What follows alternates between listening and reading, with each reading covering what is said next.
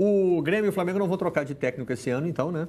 O Grêmio já renovou com o Renato, o Flamengo não renovou com o Dorival Júnior, mas é ele o técnico para a última rodada. Só que, né, o futebol brasileiro é dinâmico. Então, o Flamengo já trocou no Brasileiro. O Flamengo já trocou no Brasileiro uma vez e no ano 2 vezes, né? Exato. E quase todo mundo trocou de técnico dessa temporada. Vale um elogio aos times do Sul, né? Tanto o Inter apostou no Odair desde o início e é bem provável que ele continue para o ano que vem. E o Renato fazendo já esse trabalho há mais tempo, né? Já outros clubes, né? Já estamos mostrando aí a nossa lista agora atualizada. E a gente até, acho que isso é justo com os clubes, a gente agora acrescenta o motivo da saída. E quando você faz uma lista, os clubes brasileiros, parece que todo mundo demitiu, né? E não é bem o caso. Vamos ver. Estamos na primeira página ainda? 1, 2, 3.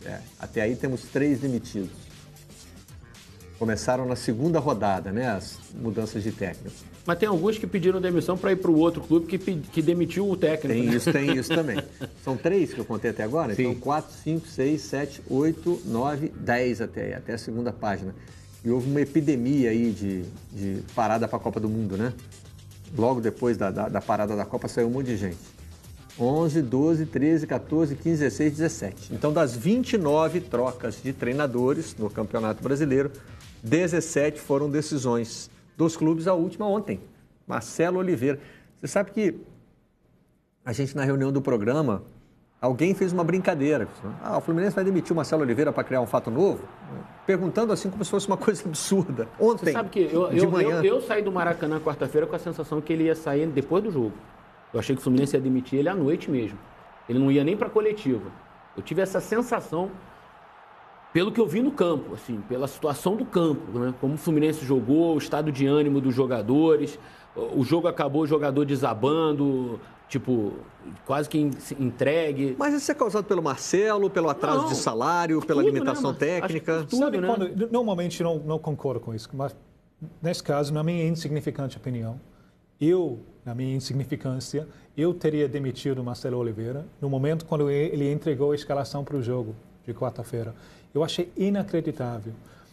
Se você quer uma prova mais contundente do erro, da observação de Einstein, né, que é a definição de loucura, e fazer a mesma coisa e esperar resultado diferente. Isso. Primeiro jogo, lá, contra o Atlético. Tem 3 zagueiros. Até quando o Fluminense estava ganhando, eu estou assistindo os 3 zagueiros contra Cuenca, contra Paraná.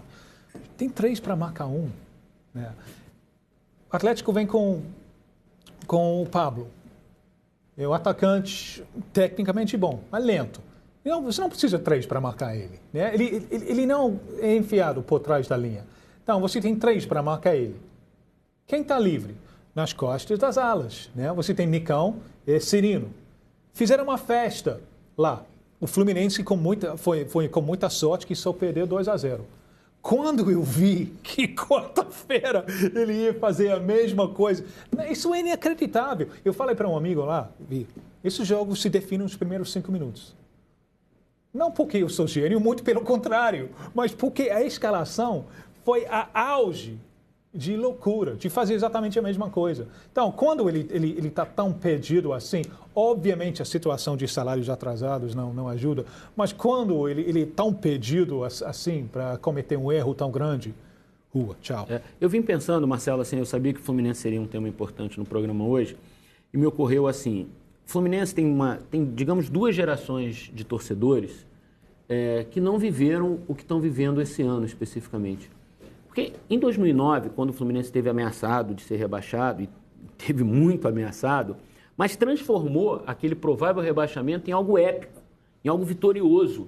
Não foi só uma saída do rebaixamento. Uma mobilização. Aquilo desencadeou um processo que terminou em 2 títulos brasileiros do Fluminense, em 2010 e 2012. E naquele mesmo ano o Fluminense chegou à final da Sul-Americana. O último rebaixamento do Fluminense a última vez que o Fluminense esteve fora da primeira divisão foi em 1999, quando jogou a Série C, ganhou, e aí depois em 2000 a gente teve a Copa João Avelange, o Fluminense já estava de volta. Mas teve o ano com Portuguesa a primeira divisão. Que a torcida estava... Sim, eu digo... Mas até ali, assim, são 20 anos em que o Fluminense Foi crescendo, ganhou a Copa do Brasil, finalista de Libertadores, foi protagonista no mercado de jogadores. O Fluminense contratava os melhores jogadores do Brasil, trazia gente da Europa. A gente sabia que a saída de Unimed, a bomba... Sim, imagina... mas o que eu quero dizer é o seguinte, esse desespero que eu vi no Maracanã quarta-feira da torcida, as pessoas brigando, outras chorando, você sente que é uma geração, duas gerações, são 20 anos. Então, são torcedores que não estavam mais acostumados com esse tipo de sofrimento. O Fluminense, há 20 anos, vinha sendo protagonista no futebol brasileiro, ganhando títulos, contratando jogadores, tendo ídolos, disputando finais, chegando. O Fluminense chegou em 2010, ganhou o Brasileiro, em 2011 foi terceiro lugar, em 2012 ganhou o Brasileiro. O que a gente está falando do Palmeiras agora, nos últimos 3 anos, no início da década, foi o Fluminense.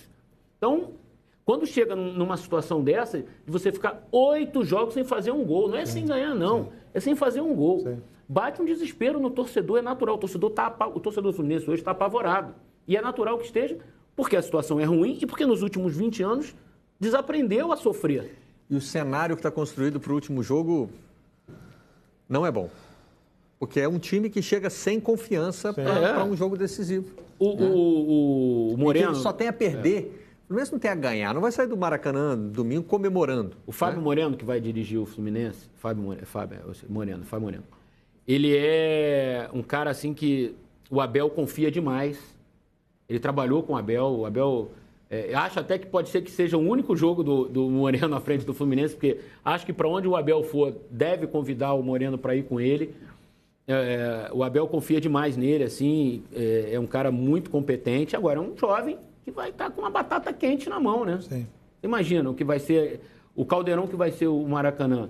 Porque por mais que o Fluminense só dependa de um empate, o time não vem jogando bem, não vem fazendo gol. Começa a pipocar um resultado da Chapecoense, pipoca um resultado do Vasco, pipoca um resultado... Aquilo vai aumentando o frisson no estádio. Sim. A questão emocional para o Fluminense vai ser muito importante. Se cair, as consequências são terríveis. Terríveis, porque a crise financeira ela já é muito grande no Fluminense, né? E a gente sabe que caindo, isso vai... Acabou a cláusula de proteção do contrato do direito de TV você também, consegue cavar um pouquinho mais esse buraco. O clube que cai não leva mais o contrato da Série A para a Série B.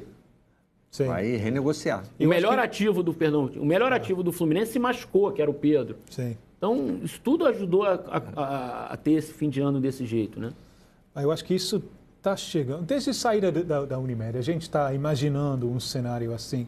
E, infelizmente, o jogador que o Fluminense está produzindo se vende o mais rápido possível só para fazer caixa. Imagina pior que não é fazer caixa. Sim. É pagar o débito. Paga o débito. É só para zerar a conta. Você não consegue nem fazer o caixa. Imagina o Wendel consolidando a carreira dele com o 2º ano no Fluminense. Imagina o Gerson consolidando a carreira dele. Kennedy. Sim. O Marlon, zagueiro. Sim. Pedro agora. O Fluminense fez muito jogador, faz muito jogador. Bom, estão falando do Richarlison também, né? Richarlison, que é esse não ia segurar. Meia confecção, porque ele já veio do América. Veio do América. Mas e também não tinha como o segurar. Wellington Silva, que está no Inter também, enfim, é tudo jogador meio de enxerém, quer dizer. Sim. Fazer o jogador, o Fluminense faz. Bom, e o Fluminense... 2 laterais esquerdos provavelmente não vão ficar no Fluminense. O Léo, está no Bahia, capaz de ir para o São Paulo, e o Ayrton já tem proposta também. Então, quer dizer, o Fluminense está fazendo, a máquina está produzindo, mas e aí? É porque hoje também você tem que pensar no incentivo que esse jogador tem para continuar no Fluminense. Sim. Não só na questão da proposta. Scarpa, mais um, lembramos agora. O Fluminense está fazendo conta para não cair, né? Tem um confronto direto. É lógico que ele também tem a vantagem de depender só de si mesmo e não precisa nem vencer. Né? 0-0. Pode empatar, aliás, não precisa nem fazer gol. Né? Coisa que não vem conseguindo fazer nos últimos jogos.